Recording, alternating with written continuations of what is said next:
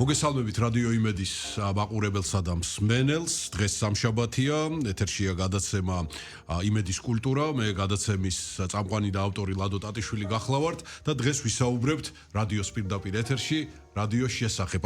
ნამდვილად არ შემეძლო ეს თემა, ესე ვთქვათ, გამომეტოვებინა. მოგახსენებთ, რომ 13 თებერვალს რადიოს მსოფლიო დღეა, ხოლო ჩვენ ესე ვთქვათ დავასწრებთ მოვლენებს და დღეს ვისაუბრებთ ამ უზარმაზარ რევოლუციაზე კაცობრიობის ისტორიაში, თამამად შემიძლია ეს ვთქვა, უზარმაზარი რევოლუცია როგორც ტექნოლოგიური, ასევე კულტურული. ეს იყო ნამდვილად შოკის მომგვრელი, როცა ადამიანებმა შეიგრძნეს, შეიძლება ითქვას, რა არის ტექნოლოგია და რას ნიშნავს, ესე ვთქვათ, არაპრესით, გაიგო ახალი ამბავი, გაიგო ხმა და გაიგო ის, რასაც ამდენი ხანია საუკუნეების მანძილზე ჟურნალისტიკის ისტორიის მანძილზე ადამიანები ცდილობდნენ, რომ რაც შეიძლება მალე მიიტანონ ადამიანებმა ინფორმაცია და ამის პირველი მაგალითი იყო რადიო, ის ოთხკუთხედი პატარა დანადგარი, რომელიც შემდეგ უკვე ყველას ოჯახში გაჩნდა და რომლის გარეშეც ადამიანებს სიცოცხლე ნამდვილად აღარ წარმოედგინათ.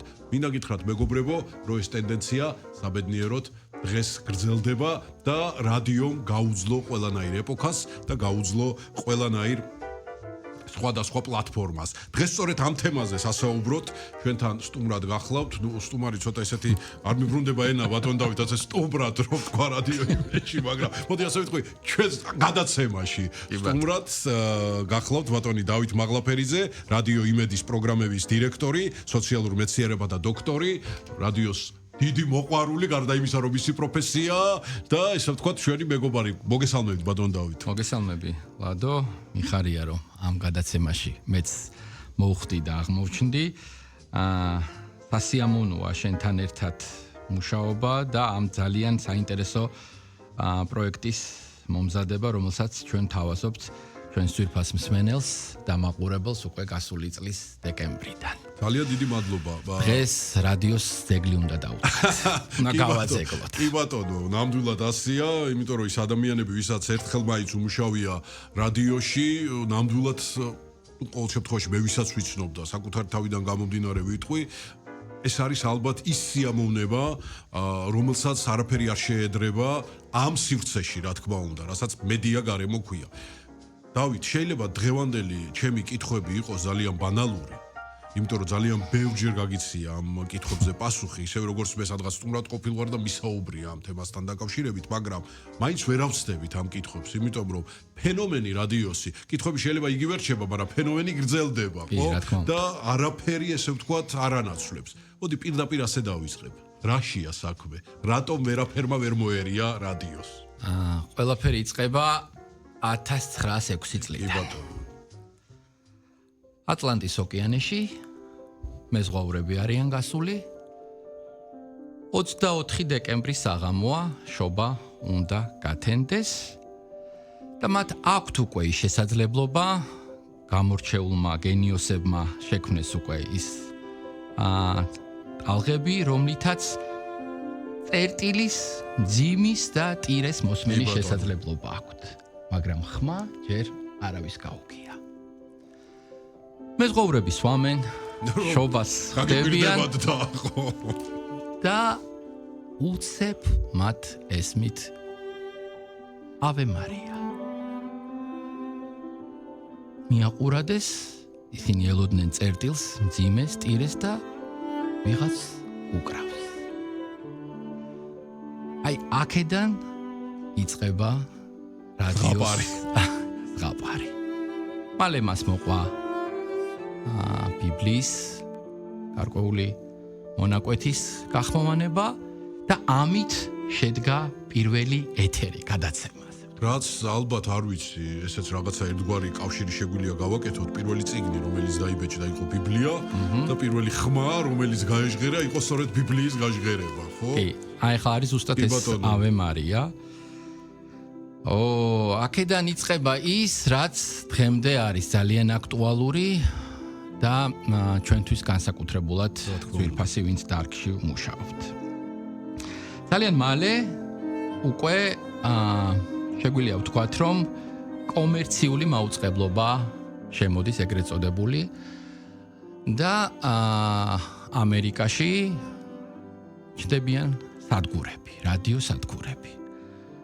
რომლებსაც შეუძლიათ მიესალმონ ადამიანებს, გააცნონ მიმდინარე თემები, საკითხები, ინფორმაცია უპირველეს ყოვლისა და მოასმენონ გარკვეული მუსიკალური ფრაგმენტი თუ ჩანაწერი. აღსანიშნავია, რომ მხოლოდ მიკროფონი მუშაობს და ყველაფერი ხდება ცოცხლად. კი ბატონო. ამიტომ გარკვეული დრო აქვს ამ ყველაფერს. ხა 24 საათი მოგეხსენება იქ ადამიანები ვერ იქნებოდნენ, ამიტომ გარკვეული საათებით რადიო მაუწყებლობს. აღსანიშნავია ისიც, რომ ერთ-ერთი მოწინავე რადიო ინდუსტრიაში და მის ისტორიაში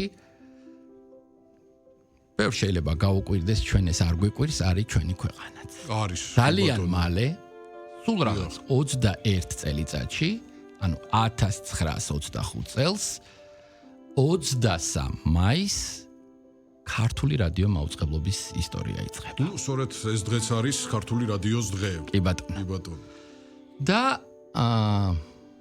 მაშინდელი ოპერის სახლის მიმდებარე ტერიტორიიდან ეს მაუწყებლობა გადაიცემა და პირველი წამყვანები აცხადებენ, რომ ლაპარაკობს თბილისი. 100 წელი გავიდა ზუსტად მის კი ბატონო. 101-ია ახლა. და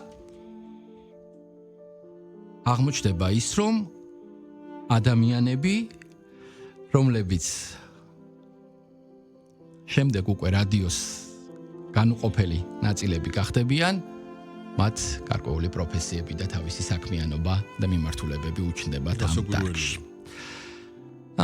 მარტივად რომ წარმოვიდგინოთ, მაშინ არ არსებობს შესაბამისი მოწყობილობები, ამიტომ დინამიკებია დალაგებული ქვეყნის ცენტრალურ მოედანზე, ჩამოკიდებული და მალევე უკვე იწყება ქვეყნისთვის მნიშვნელოვანი ეტაპი, როდესაც იქსელება, ანუ იჭიმება, ასე ვთქვათ, მავთულები და ყველა ოჯახში ეგრეთ წოდებული რადიო იყიდება, ხაზის რადიო, რომელსაც ელექტროენერგია არ ჭირდებოდა.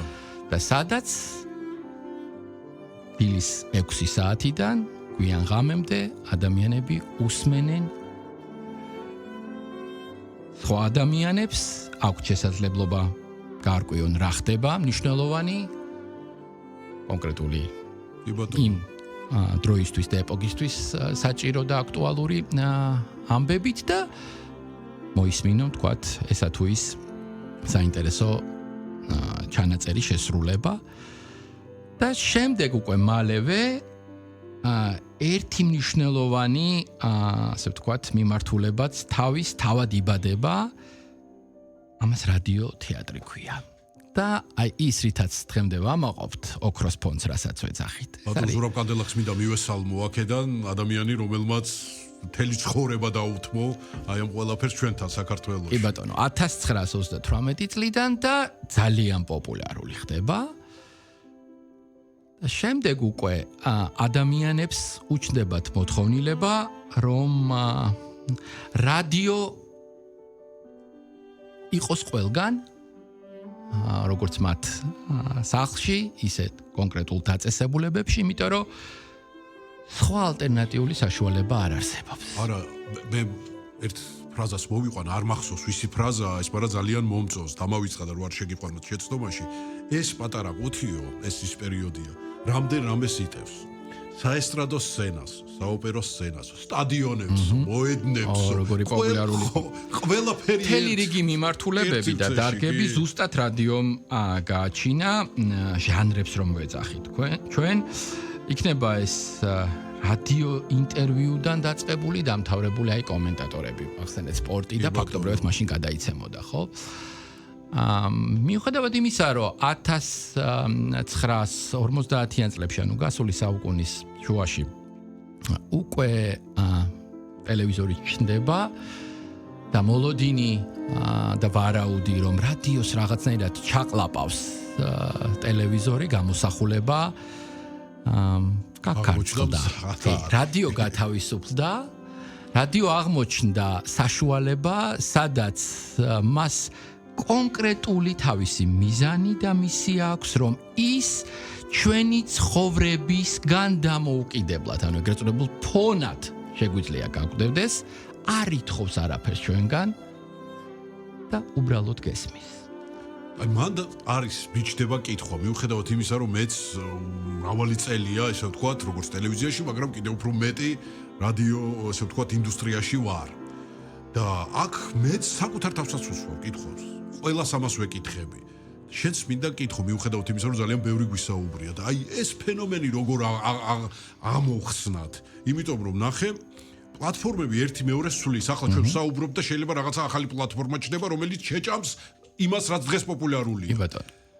ძალიან დიდი ბოდიში ჩემს კოლეგებთან, ტელევიზიის მომუშავე ადამიანებთან, იმიტომ რომ ტელევიზიას თვითონაც ამბობენ და ჩანს კიდევაც რომ ნელ-ნელა ესე ვთქვათ, გადადის მესამე და მეოთხე პლანზე. ანუ აღარ ხარის ისეთი პოპულარული, ხო? ნუ ეს ფაქტია. რადიო მე სულ ამას ვამბობ, ამ საქართველოში ამ 100 წლის განმავლობაში რაღაცა მეორე სუნთქვა შეიძინა. უსფათ თავიდან გაცოცხლდა. სად არის ეს ფენომენი? რა არის ეს ფენომენი? რატო? რადიოს ვიდრე მის ფუნქციაზე და საზოგადოებრივ სიკეთეებზე ვისაუბრებთ, ალბათ ტექნიკური პარამეტრით უნდა დავიწყოთ ეს პასუხი. ფიზიკა მუშაობს რადიოს.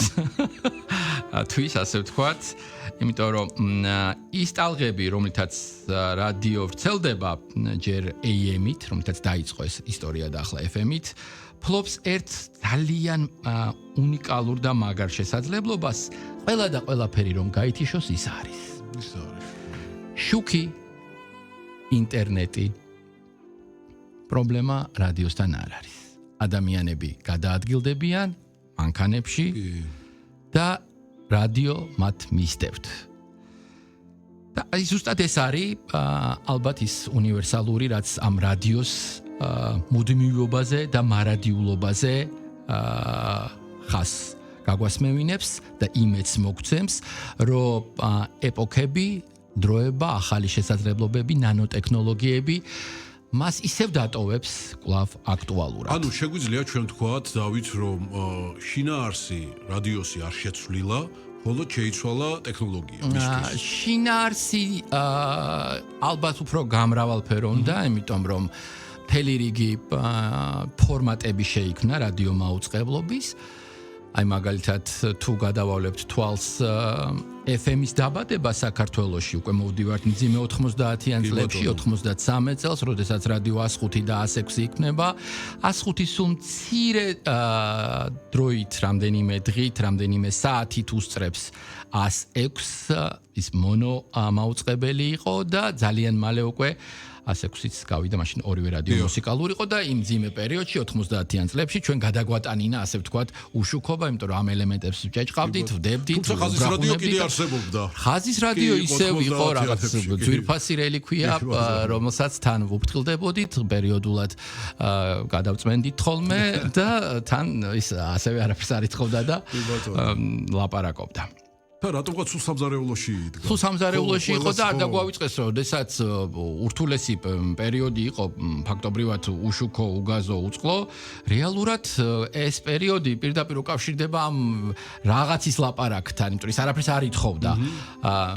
თაში, როდესაც ადამიანები მარტო რჩებოდნენ და ფაქტობრივად დამლაპარაკებელი აყავდათ, ეს რადიო იყო ზუსტად ის, რომელიც მათ ელაპარაკებოდა, ესალმებოდა და რაღაცნაირად ქმნიდა ამ განწყობას. თუმცა არ დაგვავიწყდეს ერთი რამ, როგორც ყველა ესე ვთქვათ, მედია საშუალებები, რადიოც აიტაცეს უცბად, ჯერ კიდევ კომუნისტების დროს და არა მარტო ნაცისტური გერმანიის დროსაც, ფაშისტური დროსაც და პროპაგანდის დიდ მანქანათაც. სერიოზული იარაღი იყო, რადიოს მნიშვნელობა ჯერ კიდევ კარგად გაიაზრეს მეორე მსოფლიო ომის დროს, როდესაც გებელსმა რადიო ფაქტობრივად ყველა სახლში ძალით შეიტანა და როდესაც ჰიტლერის, ასე ვთქვათ, მონოლოგებს, მის შეფასებას პირდაპირ ასმენინებდა მათ შექმნეს ილუზია, მათ შექმნეს მთელი საინფორმაციო ველი და პროპაგანდა იმისა, რომ ჩვენ ვართ ამ თამაში გამარჯვებულები და ცდილობდნენ მთელი ამდენი დროის განმავლობაში, რომ ხალხს ეს დაეჯერებინა. მაგრამ მთელი ამბავი ის იყო, რომ საპირწონეთ სხვა ქვეყნებსაც თავისი, ასე ვთქვათ, იარაღი ჰქონდათ, ისინიც პერმანენტულად ისროდნენ ამ იარაღს, განსაკუთრებით ბრიტანეთი, ამერიკა და ამ რადიოს, რომელიც იყო ერთადერთი საკომუნიკაციო ელექტრონული საშუალება, ყველა თავისებურად იყენებდა. და კიდევ ერთი ძალიან საინტერესო ფაქტი, მაშინ ტექნოლოგიებზე მუშაობთ, ეხლა ხო არის ერთგვარი რომ გატეხავენ ხოლმე საიტს და ჰაკერები, როგორც ეძახიან, მაშინელი ჰაკერებიც იყვნენ, მაგრამ ისინი სხვა რამეს ცდილობდნენ, რომ დაეხშოთ ერთი რადიოს ხმა და თავისი, ესე ვთქვათ, ის დაედოთ ზემოდან. აქაც ფიზიკა მუშაობს, იმიტომ რომ AM ტალღის დახშობა ძალიან მარტივია. თავისი სპეციფიკიდან გამომდინარე, მიუხედავად იმისა, რომ ამ ტალღას უზარმაზარი მანძილის გავლა შეუძლია, ოკეანის, ასე ვთქვათ, ზედაპირი შეუძლია გადაცუროს, მაგრამ ის ძალიან გრძნობიარე იყო და მისი, ვთქვათ, გაჭედვა, დახშობა, ხმაურის შექმნა პრობლემა არ იყო. ადამიანები თავად ქმნიდნენ ამას, გარკვეული იარაღებით, რომ ეს პრობლემა, ასე ვთქვათ, დამდგარიყო.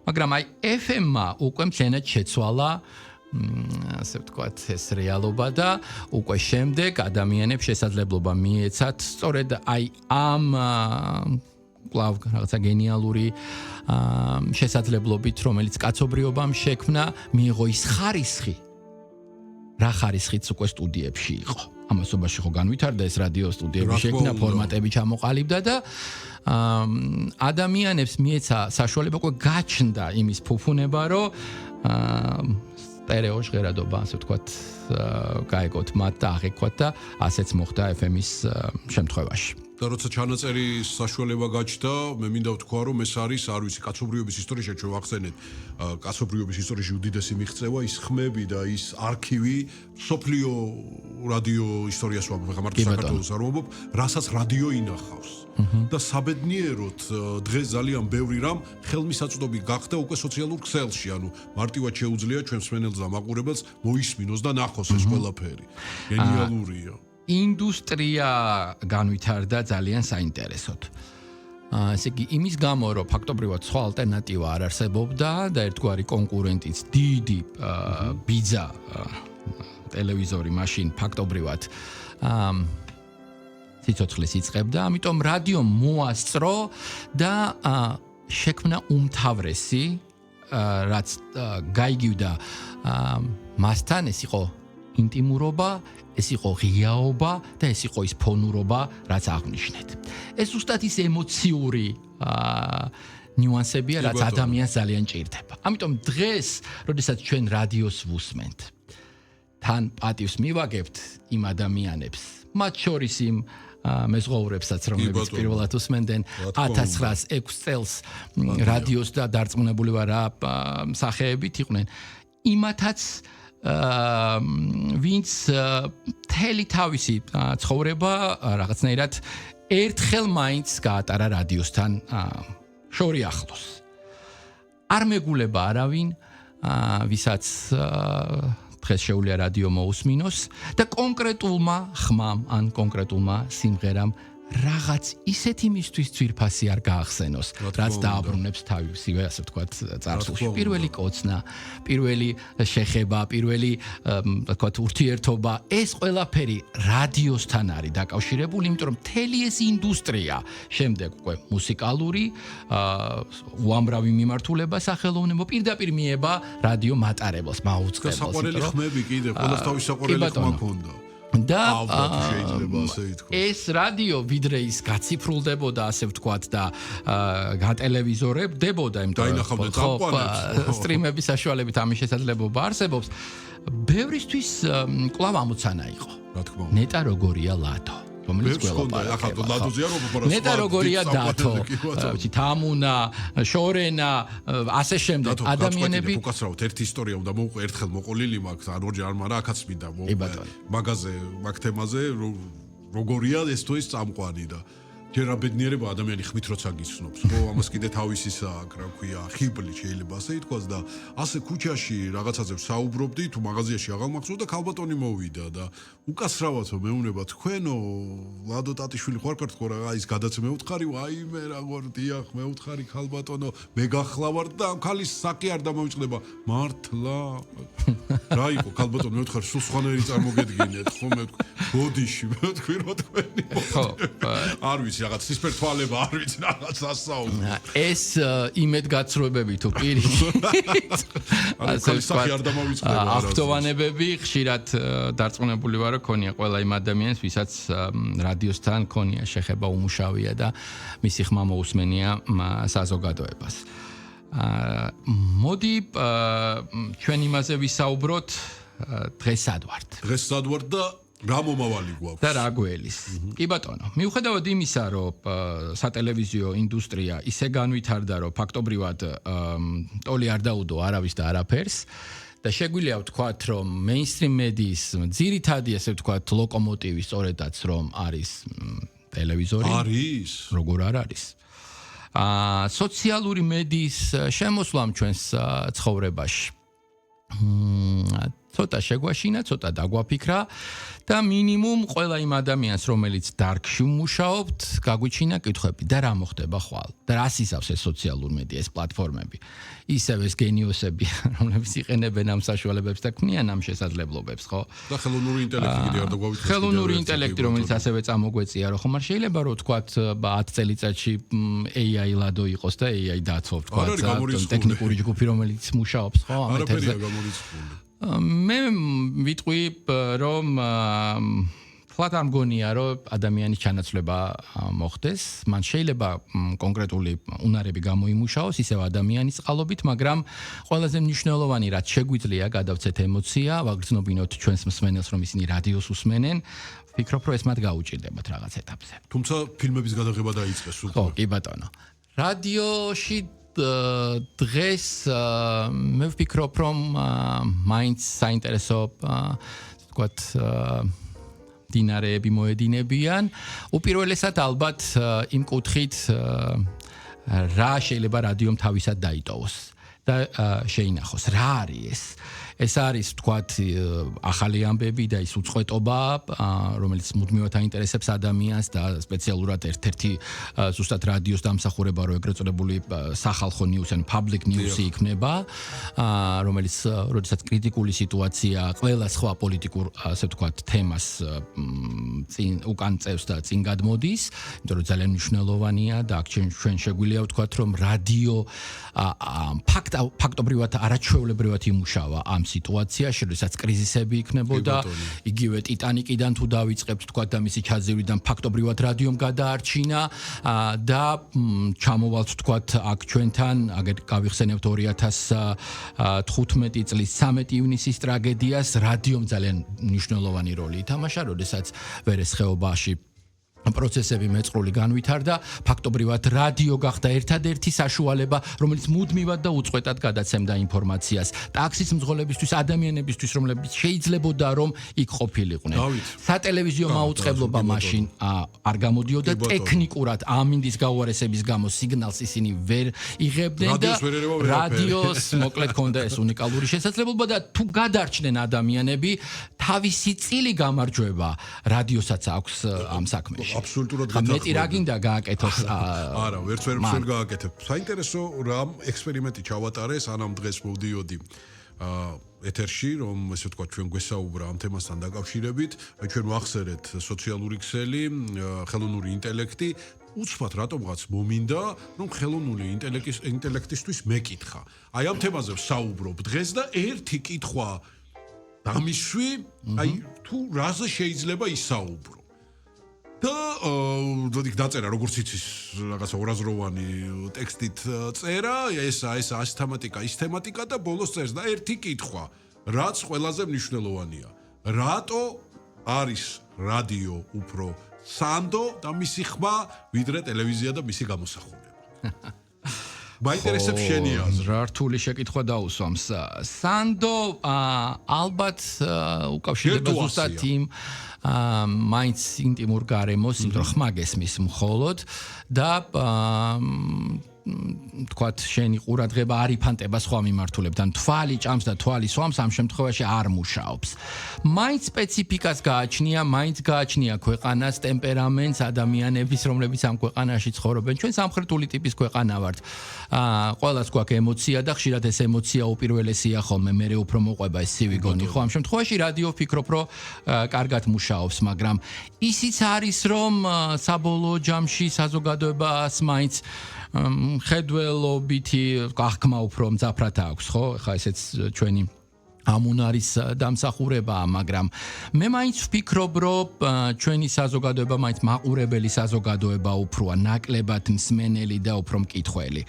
ამიტომ ვფიქრობ, რომ ტელევიზიას თავისი განსაკუთრებული როლი და გავლენა და რადიოს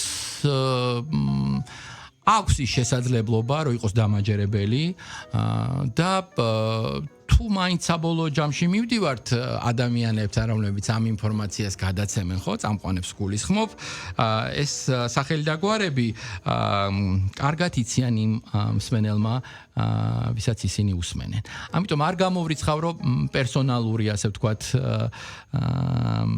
წილიც იყოს ამ ამბავში თავად ჩვენი შემოქმედებითი ჯგუფის. სანდო არ ვიცი, ვერ გეტყვი, გამიჭირდება ამაზე პასუხის გაცემა. შეიძლება გადაჭარბებული იყოს, მაგრამ შემიძლია ვთქვა, რომ მიუხედავად ამ საოცარი მრავალფეროვნების და ამ შესაძლებლობების ეპოქაში, რადიო მაინც უნივერსალური საშუალებაა, უბრალოდ გულდაწყვეტით აღნიშნავ, რომ დარგს მუდმივად ჭირდება განახლება და ჭირდება ადამიანები, რომლებიც მის ისტორიას, რომელიც აი ესე ზღაპრულად დაიწყო, გააგრძელებენ ღირსეულად. დარგი მარტო წამყვანი არ არის, უამრავი ადამიანი მუშაობს სტუდიაში, ტექნიკური ჯგუფი მუშაობს ანძებიდან ანძებზე, რადიო იმედის გადამცემები მთელ საქართველოშია, ჩვენი ხმა მათ შორის ოკუპირებულ ტერიტორიებზეც ესმით, ამიტომ თუ ინმეს უნდა ვუთხრათ მადლობა ზუსტად იმ ადამიანებს, რომლებიც არ ჩანან, რომელთა ხმა ჩვენგან განსხვავებით მათ არ ესმით, მაგრამ ისინი ყველაფერს აკეთებენ.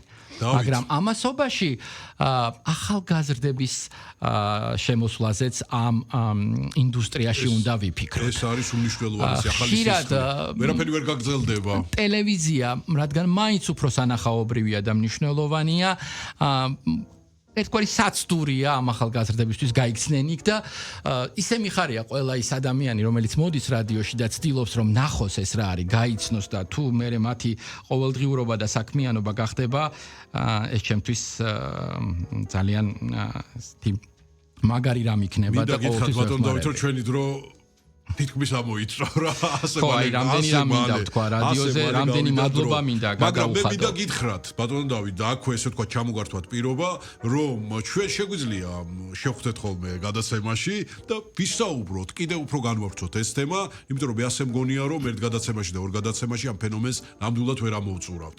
და გადაცემის ბოლოს ჯერ კიდევ ერთხელ მინდა უდიდესი მადლობა მინდა გითხრათ თქვენ, მადლობა მინდა უთხრა იმედის რადიო იმედის ყველა თანამშრომელს, გაწეული იმ წლებისთვის, იმ ბედნიერი დღეებისთვის, რომლებიც აჩუქეს ნამდვილად მსმენელსა და ახლა უკვე მაყურებელს, ყველა ძალიან დიდი მადლობა მინდა უთხრა და მინდა რომ ჩვენი დღევანდელი საუბარი დავასრულოთ სწორედ იმ კომპოზიციით, რომელიც 1906 წელს სწორედ ვიოლინოზე დაუკრა ფესენდენმა ამ ადამიანმა, ვინც მოასმენინა თავის ხმა და მუსიკა პირველად რადიო მსმენელს. ეს იყო Oh Holy Night, სრულიად გენიალური თემა, მაშინ მხოლოდ ვიოლინოზე დაუკრა, მაგრამ ახლა გვაქვს რა საშუალება, რომ ეს მოვისმინოთ გაორკესტრებული. კი ბატონო, მეც დავამატებ, რომ რადიო იმედი უკვე მეოთხედი საუკუნეა ეთერშია და მთელი ხიბლი აქ ყოფნის და მუშაობის არის ის, რომ ჩვენი გუნდის ნახევარი შემილია